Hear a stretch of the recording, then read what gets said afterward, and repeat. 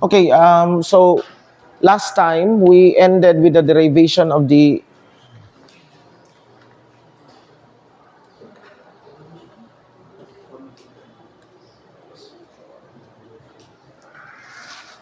we ended with the derivation of an integral of this form, h of sa to gamit nato u plus v, no, or t plus v, t minus v, f of v dv, okay, from minus infinity to positive infinity as the convolution integral, okay, in which this appears to find x of t.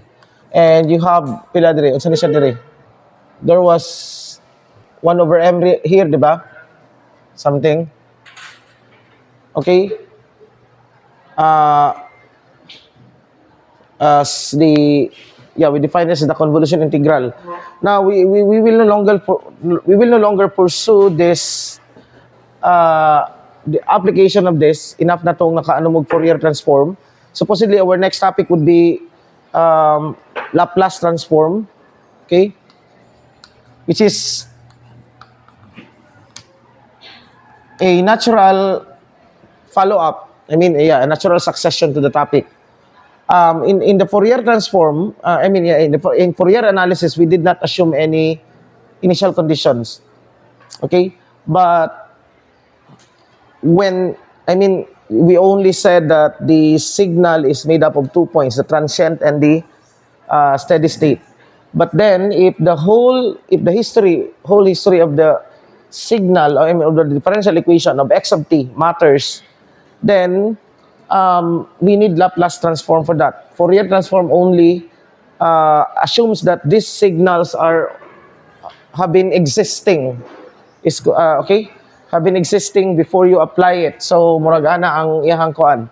Laplace transforms take into consideration katong initial conditions, and of course it's a generalization.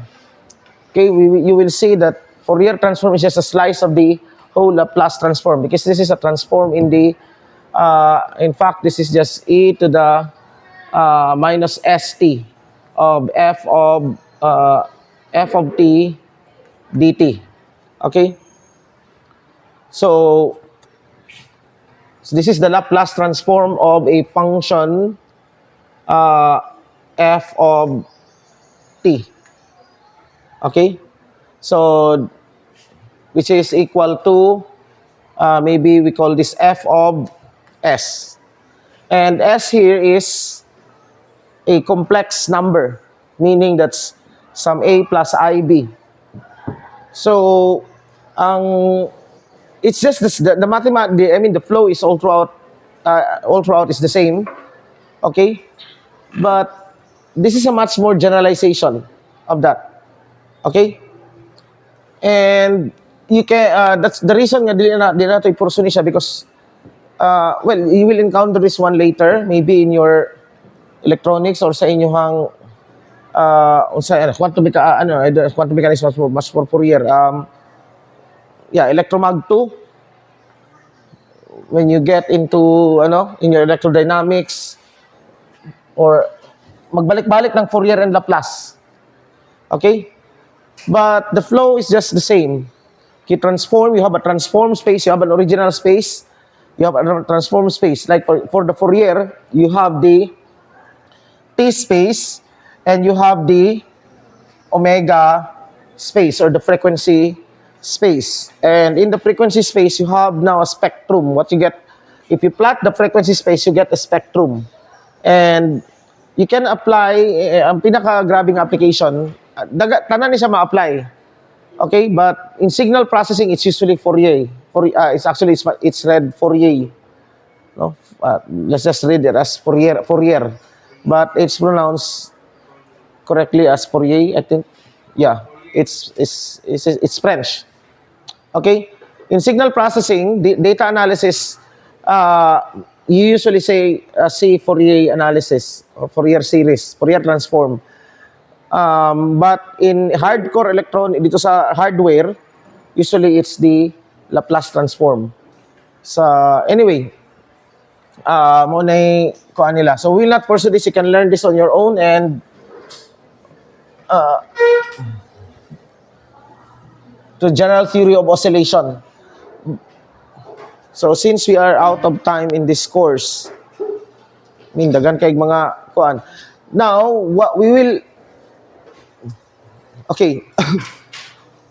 We will start our study. We will start our topic with, I think I already derived this before, but I will derive this again because I derived it earlier in the course, but then medyo taod-taod na to. I'm sure you have forgotten it. But I'll derive it differently. Okay?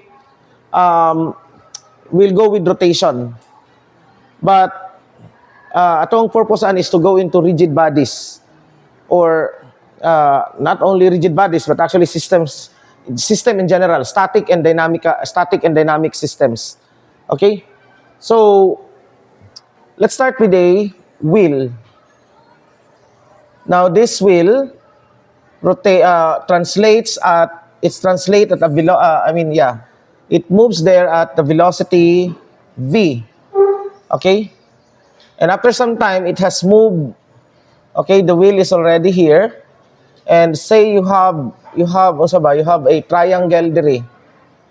After some time, the triangle is already there, no? Okay? Meaning from this point, it made an angle of theta. Now, we want to relate this angular variable into this one. So, it's easy to, how can we relate? This is translational motion, the movement of the wheel based on its center of mass as a point. Okay? Is moving at velocity v. It has covered the distance x. So, we want to relate x with theta and v with how theta changes, or theta dot. Okay? Because v is just x dot. So, technically, if we use the geometry of the circle, this one right here is the arc length subtended by the angle theta. And if this is of radius r, s is just equal to r theta, and this is just equal to x. If there is a one-to-one correspondence between the points on the circle and this dire. Okay, we're assuming a one-to-one correspondence there. And this is rolling without slipping. Okay? No slide, there's no sliding. Pag ano dog attendance? Yeah, okay. Now, of course, it's easy to relate this one. Once we have this and we have everything. Okay? Like, theta dot would be equal to x dot over r. And this is omega. Omega is theta dot. And theta double dot would be x double dot over r. This is omega dot, or this is alpha. Okay? Now, these equations are all we need. Okay? The angular part and the radial part. Here, assuming that our radius doesn't change. Okay? But later, when we go to general curvilinear motion, that r is still changing. No? It could still change. But now we constrained ourselves in the motion of a circle. Okay, now, what if instead of this is a rigid body, a solid one, a rigid body, but now what if we have instead a mass tied to a rotating, okay?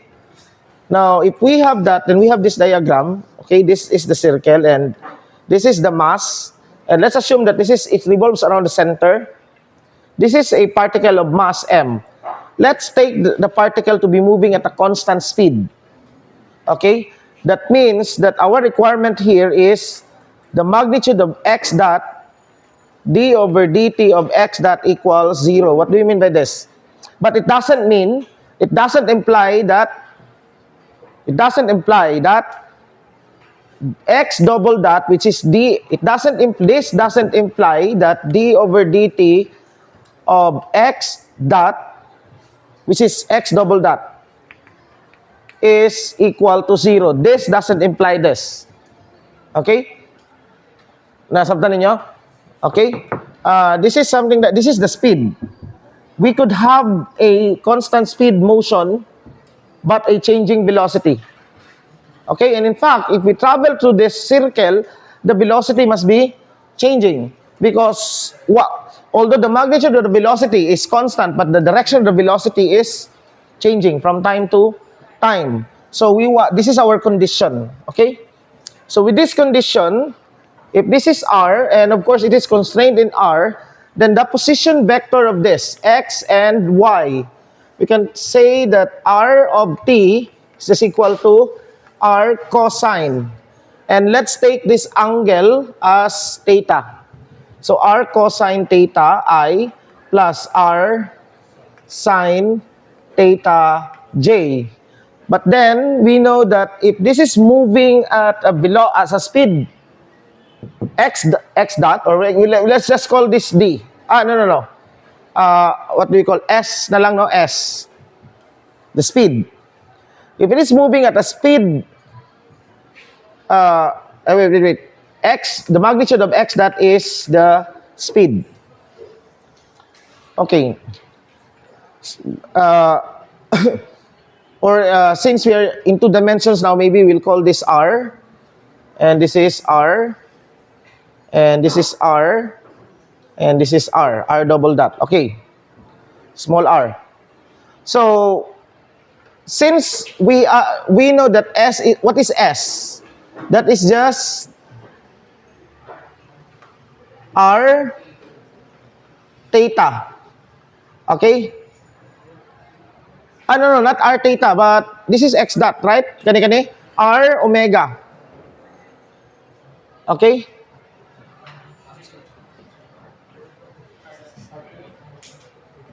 So this is just r omega, right? Omega is s over r. Okay? Sakto ba? Oh, yeah. Now, we know that theta changes with time because this moves pana. And we are going to use this omega dot. Sorry. Omega, no? We are going to express in terms of omega. And since this is constant, theta is just omega t, right? So, meaning that this is just equal to r cosine omega t I plus r sine omega t j. Now, we know that the velocity vector, v of t, which is the derivative of this one, is minus omega r sine omega t I plus omega r cosine omega t j, or the velocity is actually equal to minus omega y I plus omega x j. Okay, in order to, okay, this is x, y, diba? This is x. And what is a of t? Which is x double dot or r double dot. This is again minus, let's take this dire, no? So this is minus omega squared r with r cosine, so this is x, I minus omega squared, and then this is sine, so it becomes a y. So this is omega squared y j hat. Okay? Now, there is this acceleration. And we don't know where this acceleration is directed. Okay? What is the direction of this acceleration? Anyway, let's take the force first. What is the force? F now would be equal to ma. So this is just equal to minus m omega squared x I minus m omega squared y j. Now notice that if going back to the harmonic oscillator, you can write m omega squared as minus as k, right?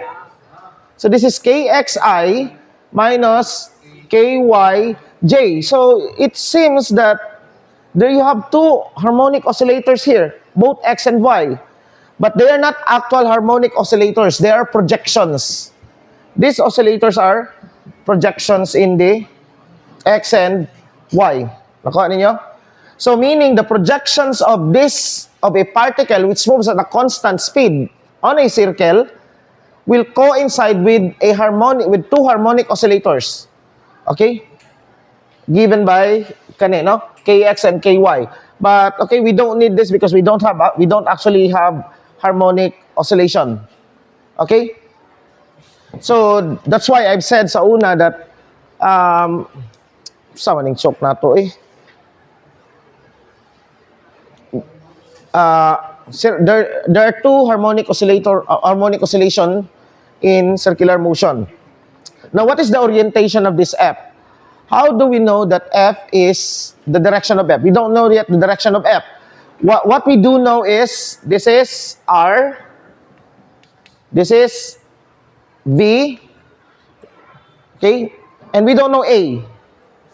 What is the direction of A? Well, let's take the direction of F lang because just multiply, it's just the same as direction as F, right?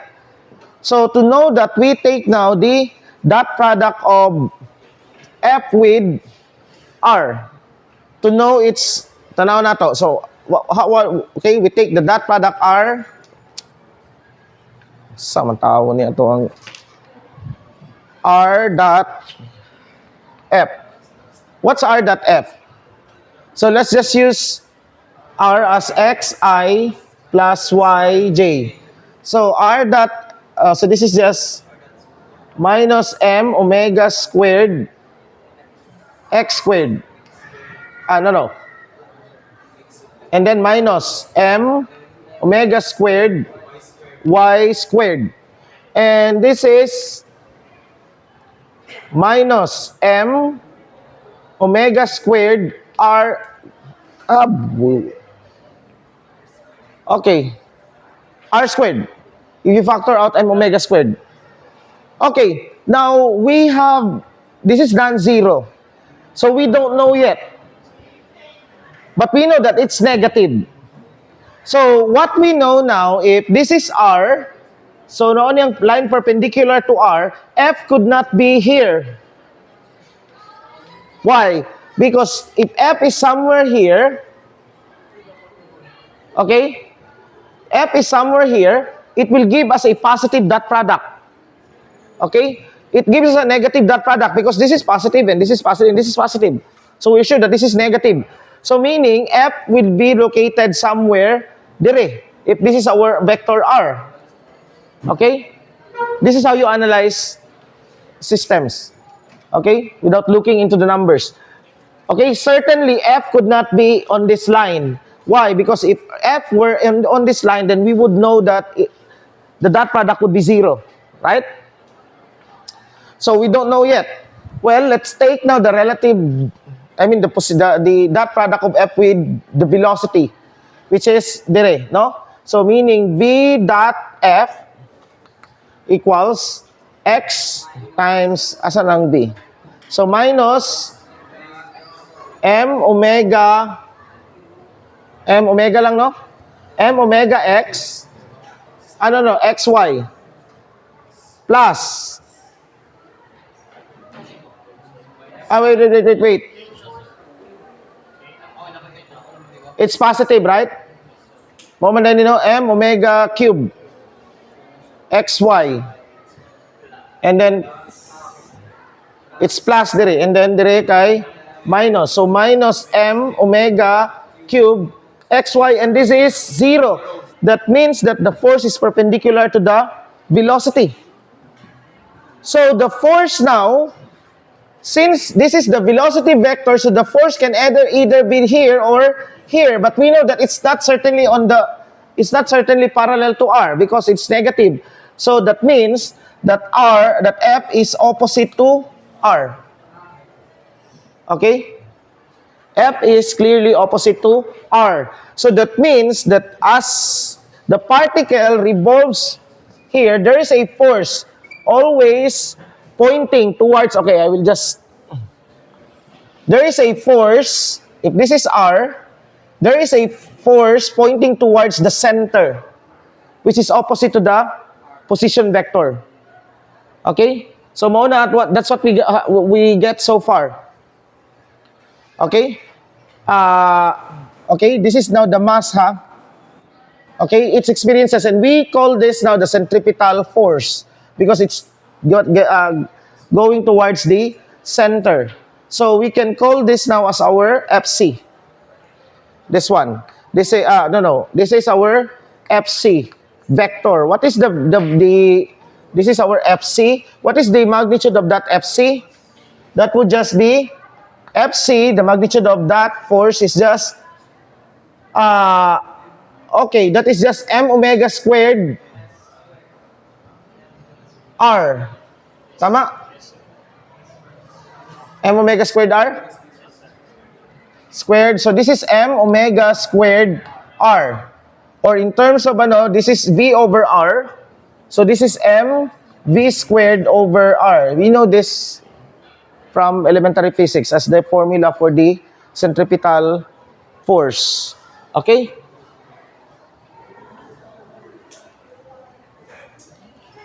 Now, what is centrifugal force? Centrifugal force actually is what we call a fictitious force. It doesn't exist. It doesn't exist when you take the it doesn't exist.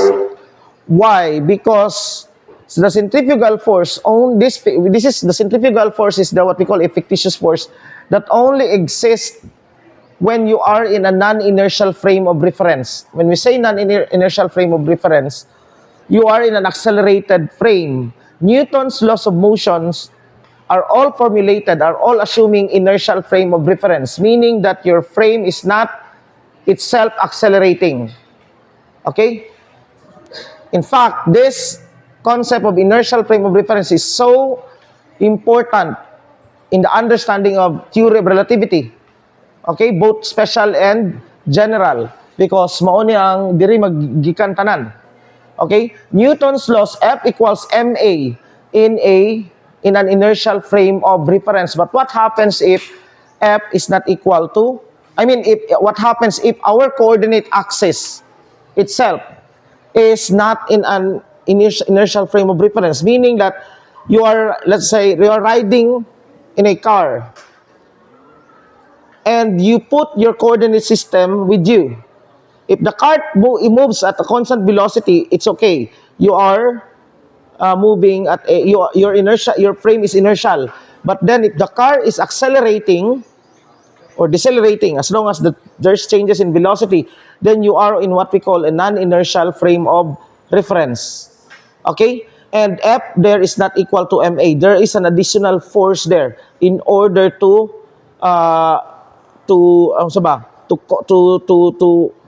say tawag ani to compensate, okay, for the acceleration that you have. Now I will not discuss that today. Okay, later ato lang na yan. But so centrifugal force only occurs here. What is our frame of reference here? Our frame of reference is the lab frame. The lab frame, when we say the lab frame, that is actually a frame which is at rest. Okay? Or in any inertial frame of reference. Our lab frame here is dire. We are looking into the motion na dire. But what if we put our frame of reference dire? Then there we will now be in a non-inertial frame of reference. This is another topic for this course. Okay? We'll proceed with that one later. So there dito mosulod na ang centrifugal force. Why? Because in your frame of reference, there's a force acting there. But in your frame of reference, you're not turning. You're not moving in your frame of reference. So, diri nga axis nimo, okay, in this case, in this axis, let's call this R, the radial axis. In your frame of reference, the sum in the radial force, okay, there's a force experience there, right? Is you have minus Fc. Now, you know that you are not moving anywhere. So, this must be equal to 0, but this is non-zero, so there must be that force. And we call this force now, which is moving away, as the centrifugal force. Now, this centrifugal force, you will experience this force. Okay? That is the force that will throw you away. That will cause the bus to mutumba dire. Okay? In order, nakuha. Okay, mo na ma-experience sa bus. Because the centripetal force is natural. Is very natural. Whenever you are turning, there's always the centripetal force for you to turn. Now, in that case, you have to put something that will counter. I mean, when you put the coordinate system in your frame of reference, there must be something to compensate that. And you will feel that as the centrifugal force. Okay, nakuha? In fact, naidoha ka fictitious force dire. Okay, we will later see the other. Okay, now, what if now our S ds over dt is not equal to 0? Our condition before was that S dot is 0, constant speed. Here, are we still consistent with our... Okay, I think I'm using the S now as the speed, which is the magnitude of V. So when this is no longer 0, what happens is that this won't work. Kani? Because omega here, omega t is non-constant. Omega is non-constant. Okay? Omega now becomes omega of t. But what is always true is this equation, if we are to constrain the motion in the circle. So this equation right here is always true, no matter what omega is. So meaning we have to start again with this one. Okay, so I'll derive it. I'll derive this one and derive the equation right here. We'll start with this equation right here. Our r vector is still equal to r cosine theta I plus r sine theta j. But this right here is no longer true. This one is true. It's always true because it's just the angle. But here, our theta is no longer omega t, but theta is integral of omega dt. Okay? So that means our velocity vector now, v of t would be equal to minus theta dot r sine of theta. But then, you still need minus sine theta dot, right? Okay? I. And then, this is plus theta dot r cosine theta j. Or this is equal to minus theta dot y, or I would now label this as omega y. So maurag gyapon, tama? Still, we recover that equation. Plus omega x j. But what makes this wrong is that here our omega is actually assumed to be constant. So meaning that this equation is true regardless omega is constant or not. Okay, nakuha kay mo man yung theta dot, di ba? Theta dot is just omega. Okay? Now, what is our acceleration vector? Our acceleration vector now is the one that would be different in form. Both of these are of the same form, but they do not contain the same omega. But our acceleration vector now, because when we take this, okay, this is first, this second, so meaning minus omega, okay? So cos this second, so this is r cosine theta dot, so meaning this is now omega squared r cosine theta, tama? Plus second, the first, so this is now plus omega dot, tama?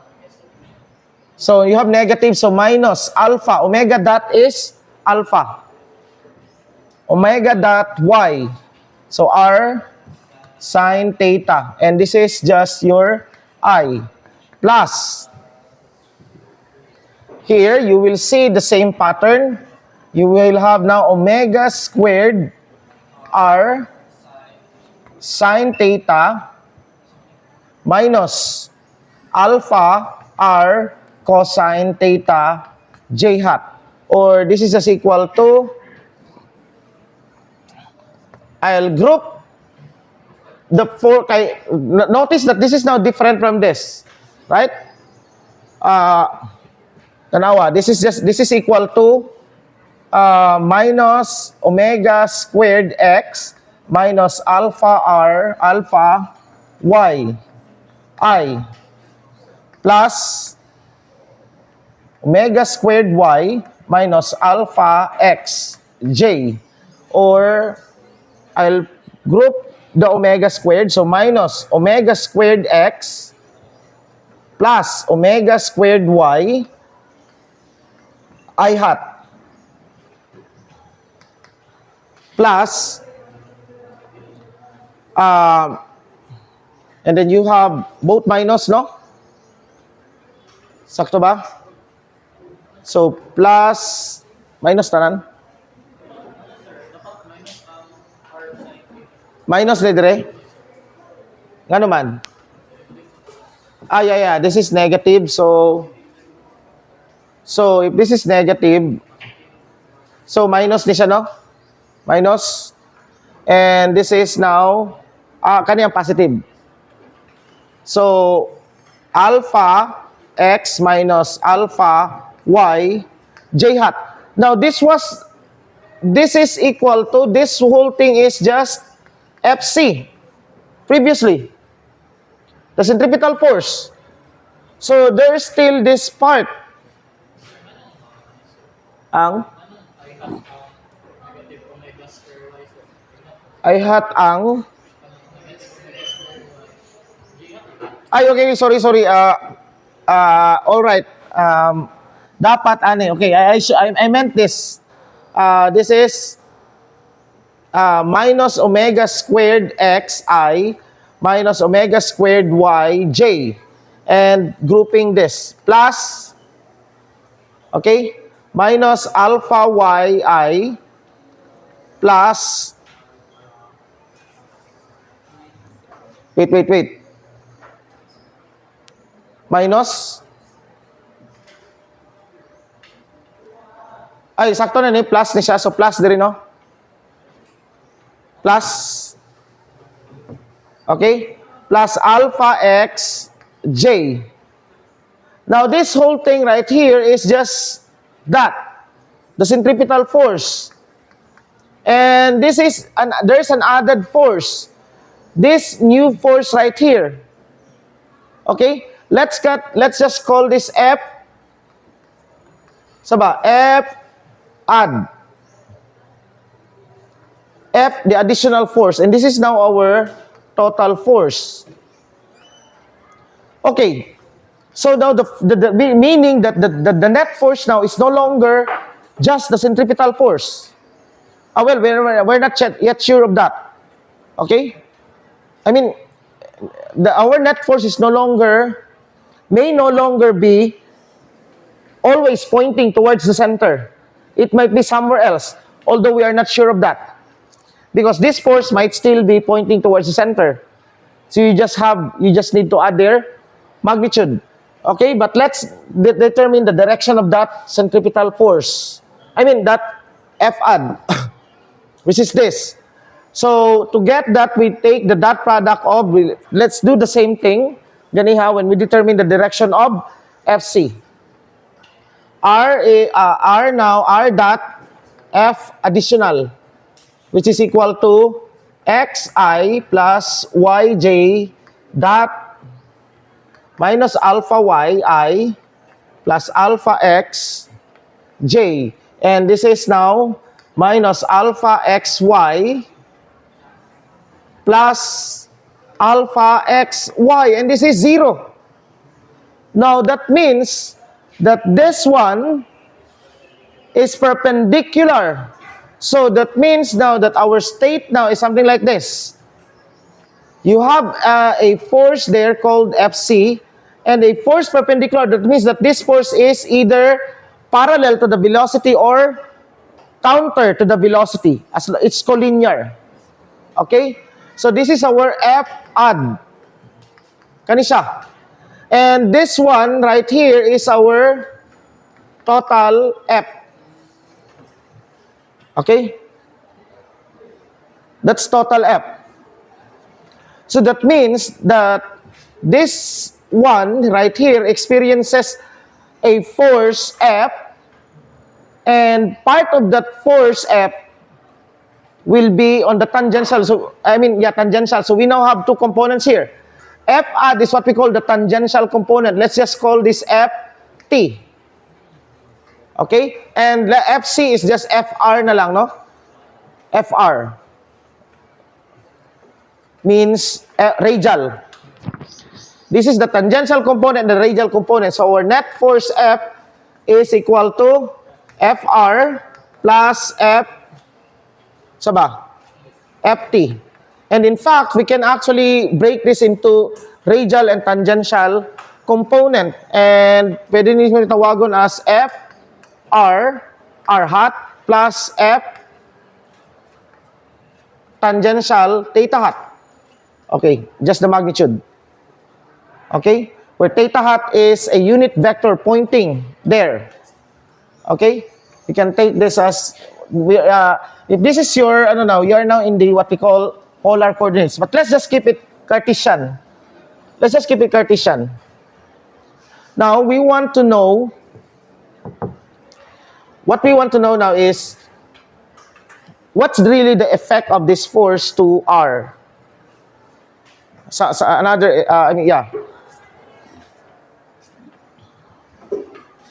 Okay? So, to know that, because if, think of this, ibalik natin yung ano karon. Even if this is a rigid body, whole rigid body, meaning that rigid body right there, and you apply F here, you apply force dire. Okay, this is your Ft, total force. So, we want to know the effect of this force to this dire. Okay? Now, here, take note. Balik na dito. We go back to the rigid body now. But this applies also to a point mass of mass m. The total mass of this one is small m, just like the mass of the particle. What's now the effect of this force to this one? Now, we have this R. So, our configuration now is this. Our configuration is we have this as our R, and we have this as our F. Nakuha? And there's this is the center. To know that, we know that in our intuition that whenever ato ni siyang konon, it will cause some rotation. Okay? Given that this is the pivot point. And we would want to know that. And, well, to know, to solve about rotations, to deal with rotations, we have to go with the curls. Or actually, the cross products. So in order to know this, because the cross product is directly related to the rotations. So meaning, let's take R cross F. Okay? When we take R cross F, okay, isa-isaw lang nato, R cross FR lang sa. Let's take R cross FR. So this is, we are in 2 dimensions, so this is I, J, but we have to put K, 0 lang nato dire. What's R? X, Y. What's FR? What was our FR? Minus omega squared x. This is minus omega squared y, and this is 0. And I, 0, J, 0. Only K would form. And then K times minus... wait. There's M. I already... Nalimta na po na ako ang M. Okay, I forgot the M. There's M right here. Okay, that's M. Okay, I'll put M here. Okay, so here meaning this is M. Okay, M. The last time I derived this, kalimot gyapon sa M, perme. Okay, so this is now M omega squared xy minus plus. Wait. No.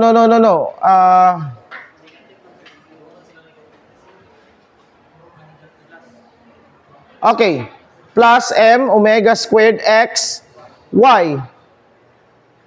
And this is 0. R cross F is 0. So that means that whatever is this will only have an effect in the tangential. Okay? So, tanaw na tong ano niya, we take now R cross FT, which is I, J, K, X, Y, 0. Ano sa to? Negative M, alpha, Y, M, alpha, X, 0. Again, 0 ang IJ, only K would matter. So this is now M alpha X squared plus M alpha Y squared. Or this is equal to M alpha R squared K hat. Okay. And this quantity is we now call the torque. That means the torque is, to find the torque, what we don't need its effect on the radial component. Its effect is purely on the tangential component.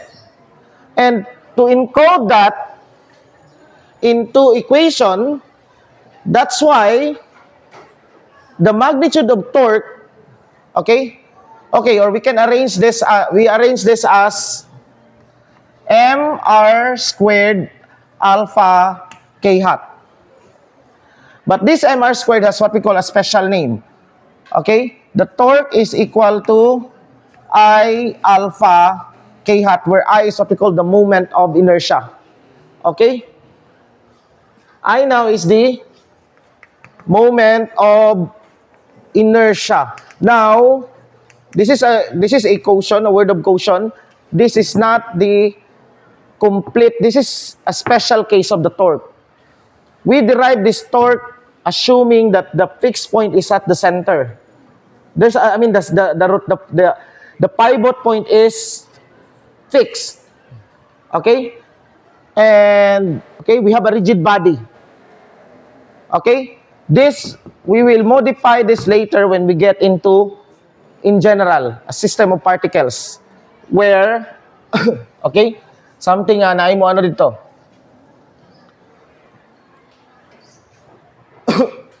Or we can think of this as d over dt of sum of I omega k hat. Tama?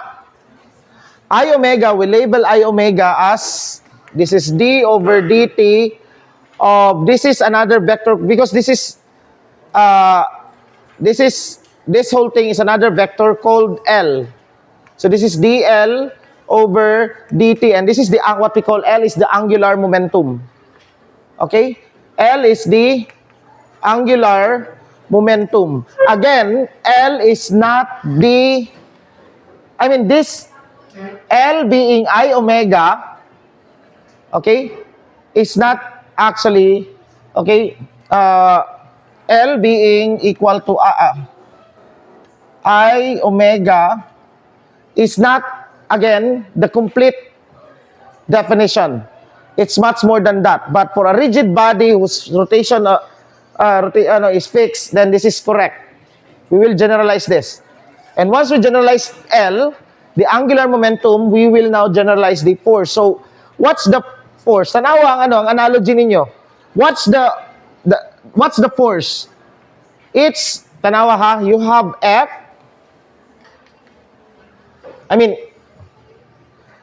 You have the linear momentum. Okay, wala pa dito nag-anog linear momentum ba?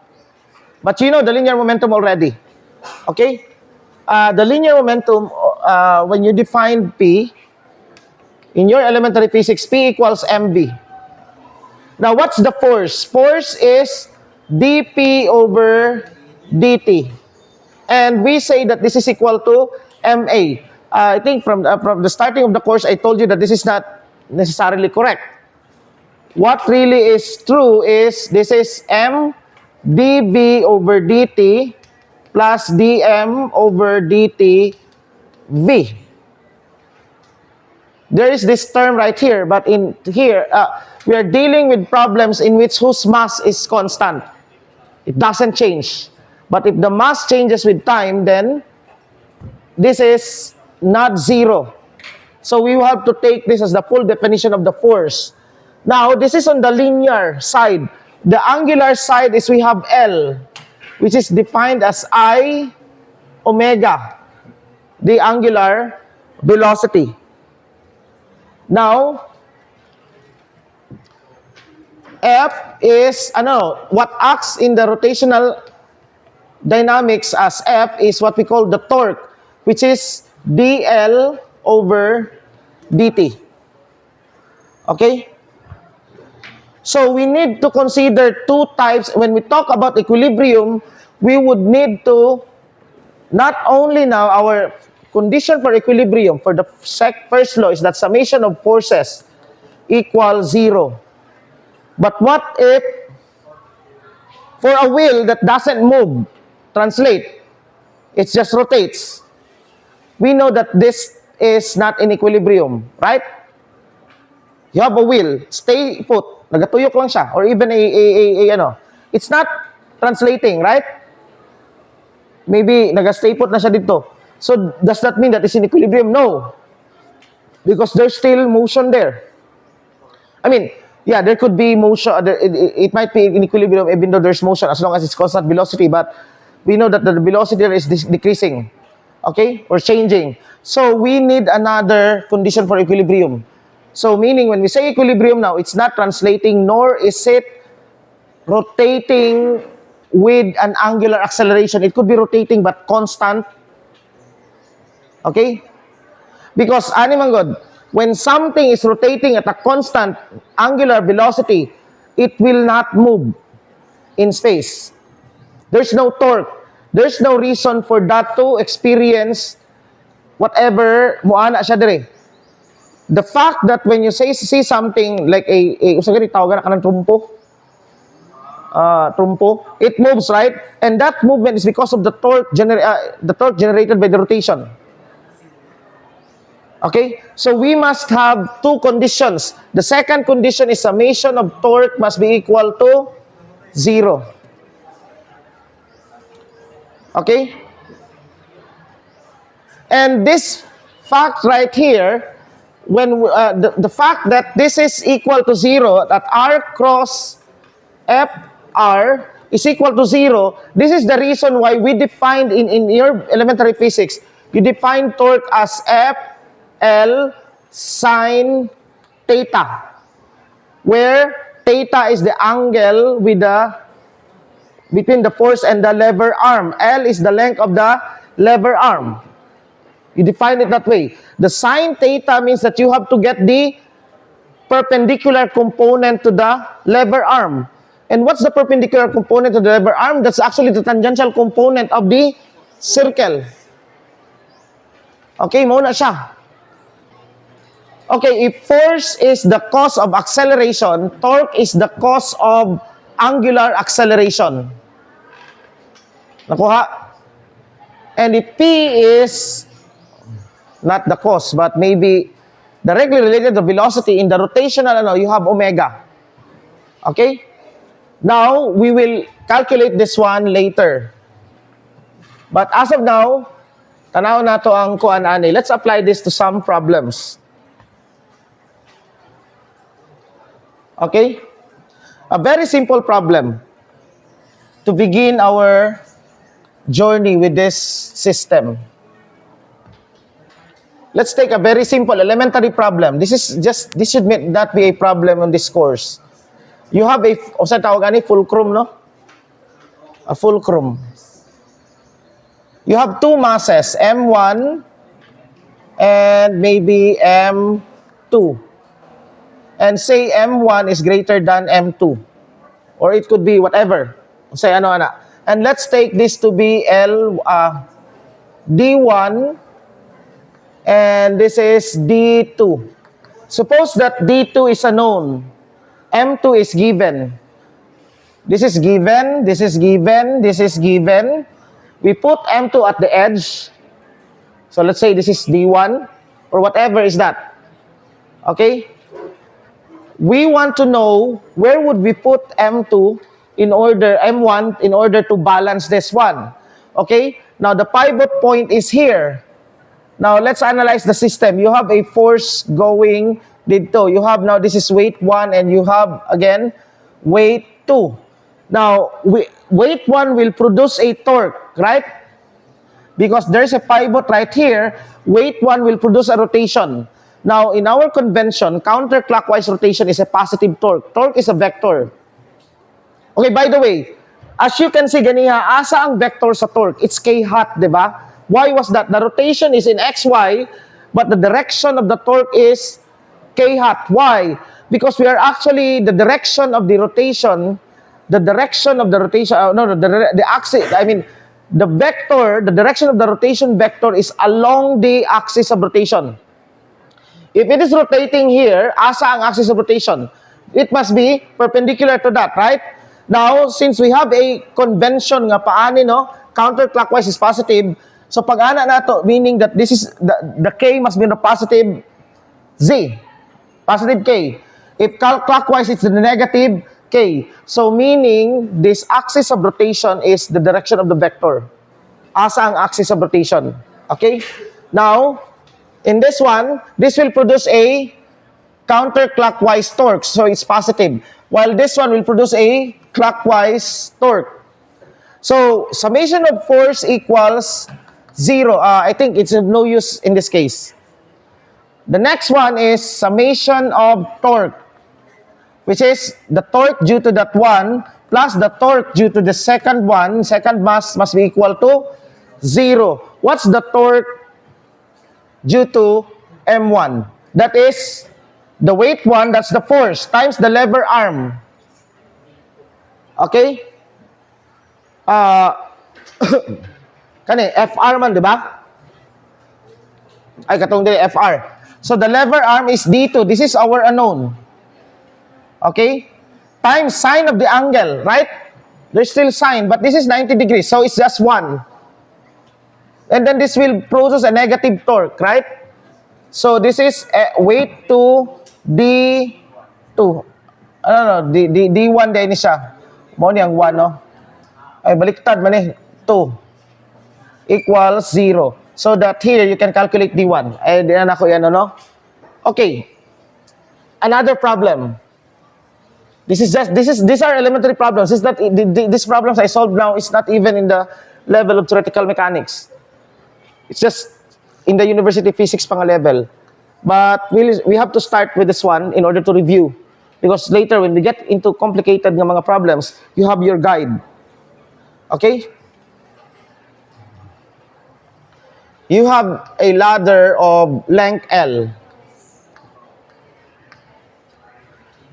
And the ladder's mass is small m. You have a person that will climb the ladder. This is assuming that this is at angle theta. Theta is given. L is given. M is given. Theta is given. And there's a friction on the floor. Okay? The floor should have friction. So this is now mu S. There must be friction here in order to hold this one. Okay, so we have to put some US, and this is given. And the mass of this person is M. We want to know how high will this person climb before the ladder will start to be sliding, meaning the ladder will be in equilibrium, not in equilibrium. Okay? So nakasaka na siya diri, no? So assuming now that it has climbed a height h, we want to find that highest h. Now, tanawan ninyo. This is the pivot. Consider this to be the pivot. Now, torque is directly proportional to the lever arm, right? The greater the lever arm, the greater is the torque, meaning the greater is the effect to rotation. That means that as this person moves higher, its effect, no? The force that it will apply will have more effect than when he is the lower. So we want to find the highest that he can climb. Okay? Now, for this one, we need to calculate conditions for equilibrium. First condition of equilibrium. Summation of forces equals 0. But we have two forces here, x and Y. What's summation of forces along X? What are the forces along X? Well, you have a normal force on the wall. And since this will have the tendency nga moana, okay, meaning that friction must be on this direction. This is friction. So meaning you have now NW minus friction. Static friction equals 0. And summation of forces along Y. What are the forces along Y? Well, you have the mass of the ladder, the weight of the ladder, which is acting at the center of mass. Which is, if this is of uniform density, then it's acting at the midpoint. Okay? So meaning that this is mg, tama? mg plus the mass of this person. Minus mg plus again the normal force on the floor. Let's call this NF. So plus NF equals 0. How many unknowns do we have here? Well, I think this is unknown, this is unknown. We have 2 unknowns. Well, 3 unknowns, H. But we have 3 equations. 2 equations from this and 1 equation from the summation of torque. Now, what are the forces that will create a torque? First, this is the pivot point. Will this create a torque? Will this generate rotation? No, because it acts, the lever arm is 0. It's acting right at the pivot point. So, it's 0. Okay? So, wala ni siya. Okay, how about this one? This will create a torque, right? So, meaning the torque, that is the torque due to NW. Is it positive or negative? What rotation will it cause? Diana ni mo siya. So, it will cause tendency pa na, no? Clockwise. So, it's negative, right? NW times, what's the lever arm? L. What's the angle? Well, this is just theta, no? Alternate. So, this is sine of theta. Okay? How about the ladder itself? Will the ladder create a torque on this? Yes. How? Well, what's the lever arm? It's halfway. So, unsay torque? Positive, negative? It's positive. So, meaning, it's a plus, and then, what?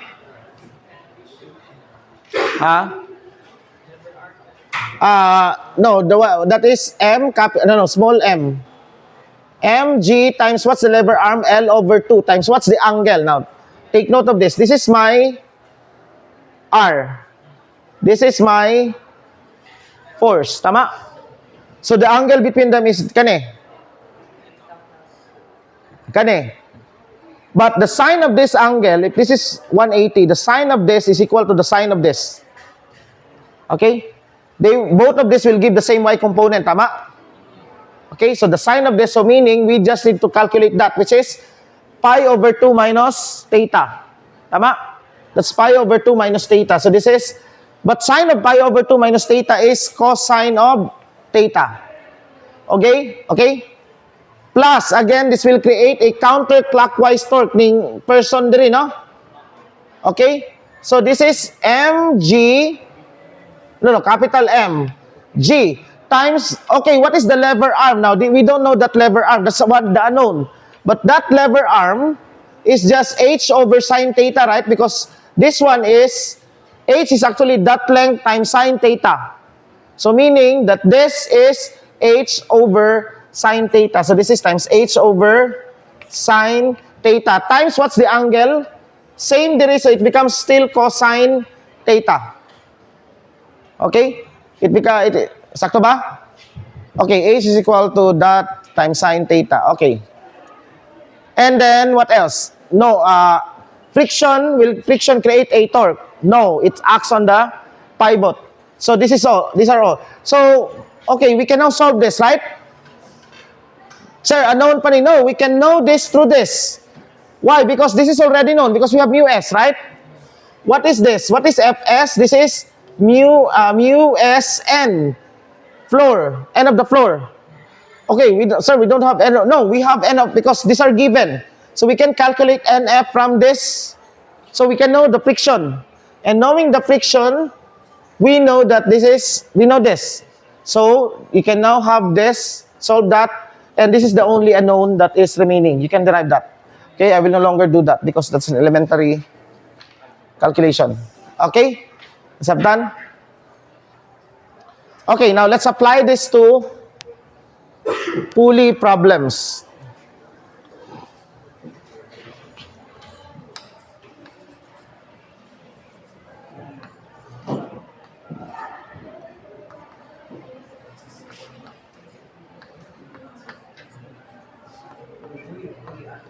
Okay. The pulley has a radius r and of mass m, capital M. Now, neglecting the mass of the pulley, okay, let's solve this in order for you to compare. Neglecting the mass of the pulley, okay, you have here, what are the forces there? We want to calculate the acceleration, no? Okay, so let's assume an acceleration going that way. So meaning, in this case, you have the tension minus M1G. Okay? So, summation of forces, there is a 1 equal, this part right here, this is T minus M1G equals, asang acceleration there? So, this is positive M1A. How about the second one? Summation of force in 2. This is, now, okay, the free body diagram is T going there and this is M2G. Now, this is the same tension because this is the same rope. And this has no effect on that one.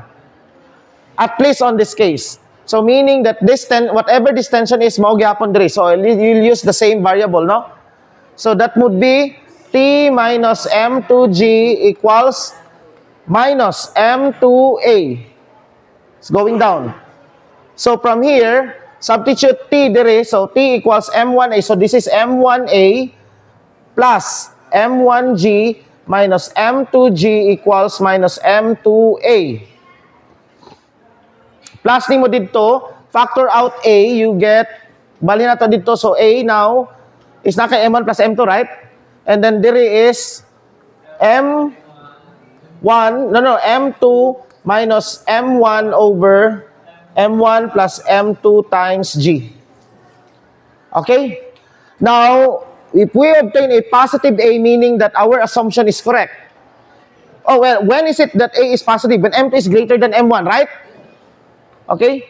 If we get a negative acceleration after plugging the numbers, then that means that the correct acceleration is our opposite. I mean, the opposite that we assume. Okay? In that case, M1 is greater than M2. Okay, now what if we now consider the mass and the mass of the pulley? Now, when we know the mass of the pulley, okay?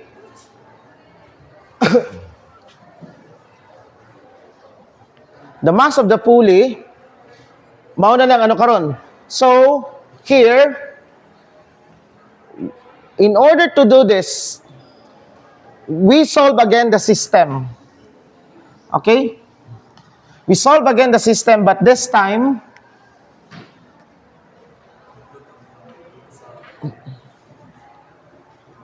we have now a problem because this is, both of this tension will be different.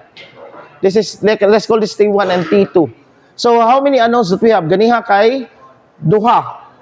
T and A. Karon tulo. T1, T2, and A. Okay, but we have three equations. Okay? Our first equation is T1 minus M1G equals M1A. How about the second equation? That is T2 minus M2G equals minus M2A. What's the third equation? The torque. The torque, because this one will rotate. Now, this is tanawa dire. This one will create a torque on that.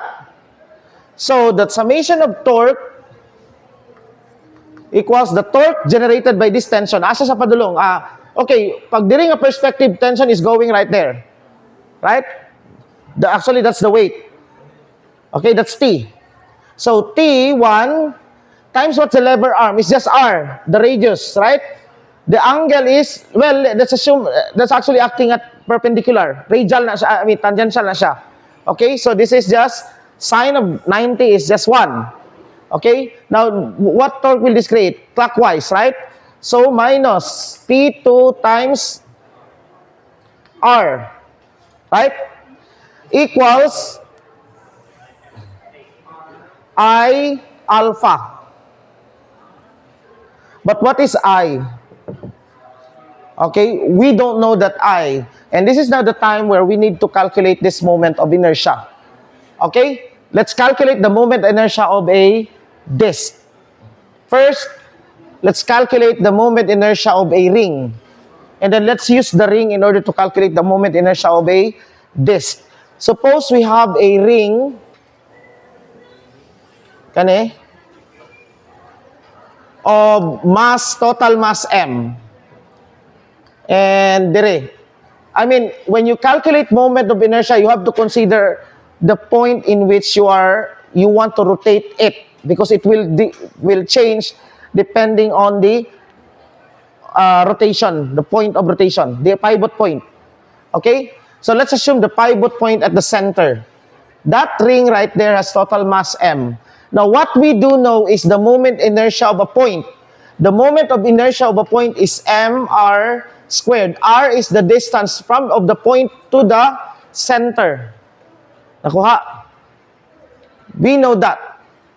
Mr squared. Because when we derive ganiha, katuganing we considered a particle of mass M revolving, right? That was mr squared. But now we don't have, this is a rigid body now. Okay? So, what we want is use our point mass dire. Okay? So, meaning, this point mass right here will create a moment of inertia di, which is equal to dm, let's take this to be a radius r, dm r squared. Okay? But what is dm?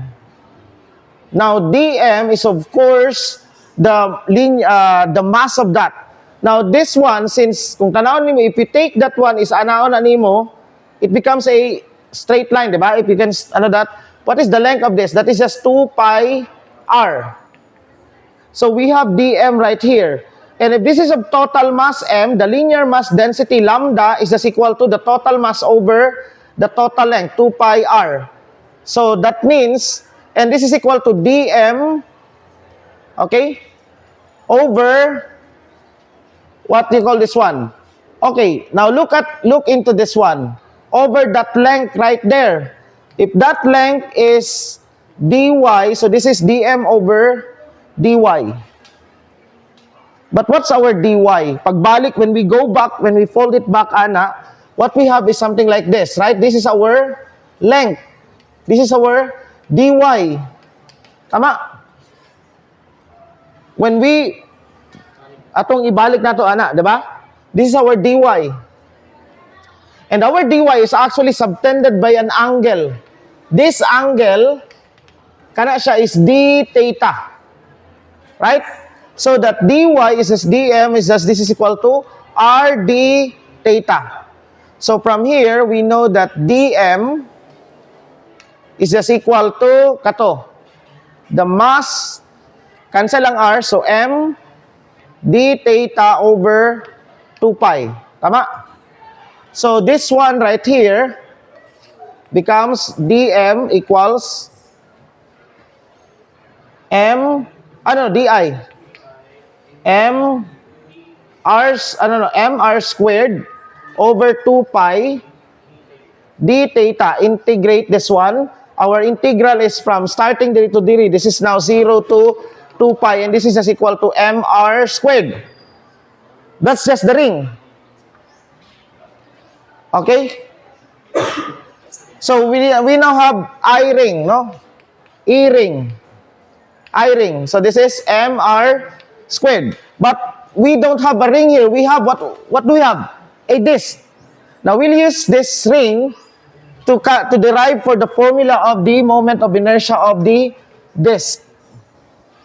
So we have a disk here of total mass m. We take now a ring of thickness. This thickness of the ring is, let's call that dr. This is capital R, no? The radius is capital R. The total mass of this disk, this is a rigid body, no, solid, is m. Okay. Now, what's the mass of this? Okay, we know that what's the moment of inertia of this? The moment of inertia of that, di is just equal to what?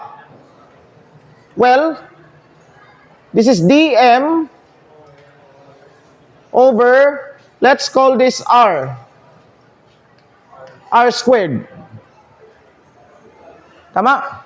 Pero ang dm nato diri ang problem, ang kuan diri. Okay? Let's use the of the ring. Okay? So, what's dm diri?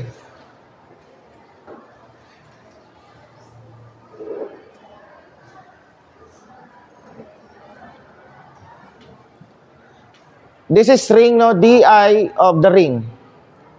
Because this is dm r squared. So, the mass is that dm. The mass is, isa ba? dm is the mass of this. Okay, this has thickness. What's the total surface area? Pi r squared. Okay, so sa ato pa, the sigma is the total mass over this is pi r squared. And this must be equal to dm over the area of this. What's the area? The length is 2 pi r times dr. Tama? Right? 2 pi r dr.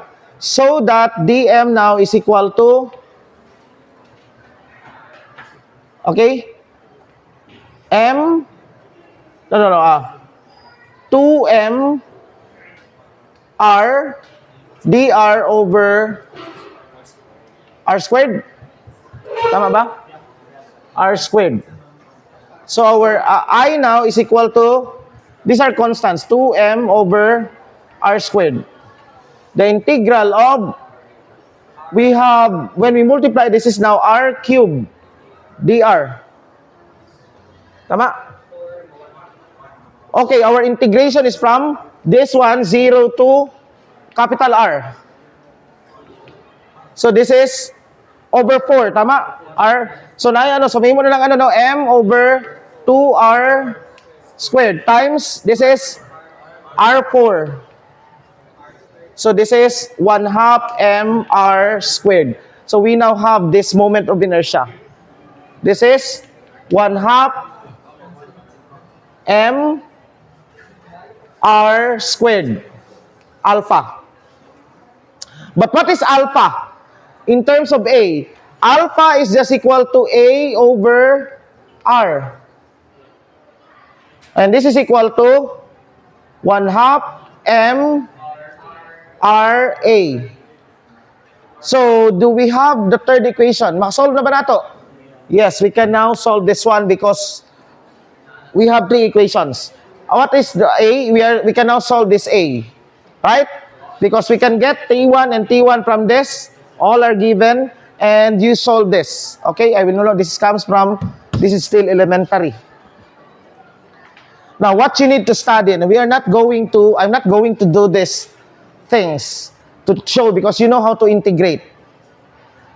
We want to calculate moments of inertia of irregular objects, or some, not necessarily not really regular, but objects of the same Like for example, what is the moment of inertia of that rod of mass m and length L if we rotate it at the center, or if we rotate it somewhere here, or if our rotation is outside of the object? Now try to solve this one. Okay? Well, start with dm. We know that of the point. Kaning circle, pwede gihapon dili ring ang gamiton. Actually, we could just start with this one. And integrate, double integration dito. Okay? So, I'll give it, that's your assignment on your own. Okay, there will be a question on that to calculate, to derive the moment of inertia of solids and including center of mass. O, wala pa tayo sa, yan lang ang center of mass. Ang moment of inertia lang sa. Okay? Nasabtan ninyo? So, okay, napatay time. Okay, I'll just finish some problems right here. Para dili na nato usabon next time. Okay, I want you to solve this. I mean, dili pa karon, but solve this. Angle A, angle B. You have a mass M connected to a pulley. This pulley has moment inertia or mass M and radius R, and this is M1 and M2. Find the acceleration of the block considering dire. Okay, derive it first using assuming walay mass ni, massless, meaning that the tension will be the same. Okay? And okay, derive and use katong sa ano na pod. Now, also solve this one. A, B, C. You have M1, M2. Now, these two pull, this is the mass of the pulley here is capital M1. The mass of the pulley is M2. This is R1 and this is R2. Ang radius. Connected diri siya, M3. Find the acceleration in two cases. Where first case is kaning duha is massless. And the second case is given they have this one. Okay? Now, we want to solve some problems in statics. And this is actually statics and dynamics. Depending on the condition. Okay? Nani sa video? Okay?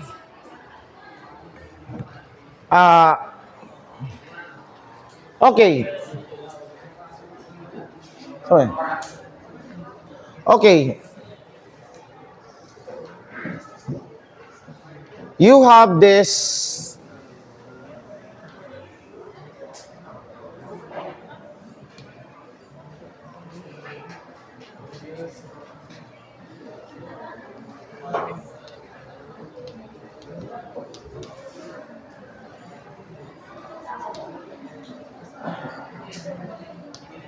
okay.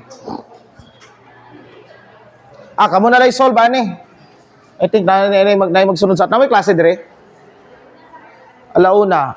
Pero basta hindi pa masunod. Nagkisa yung teacher ninyo? Nana siya? Ay, nana, okay. So, try to solve this one. You have a rod here of mass M. Naa siya dire, fixed point ni siya, no? And then this one is something like, ma-adjust lang ni siya asa, no? This is a rope. And something dire na natay pulley dire. Okay? Okay, two problems, two variation. Pikas mo? Ali, umanam ni. Ako lang ni-explain kadali. Okay? Kadali lang yun. Okay, you have here a pulley of radius R. And mass M, small, MP na lang, no? MP and of the radius R. Nakay ko andere, and then, di ba, motor ni siya mo ana. Okay? And given the angle dire, what is now the acceleration as a function of the angle? Okay? Of this. Okay? Now, sige, sunod na lang. Basta try to find problems like this. No? Kay nanay mo sunod, ha? Ang? Say, dili ring. This. Nabali ring nga puli. Asa ni butang ang ano dito?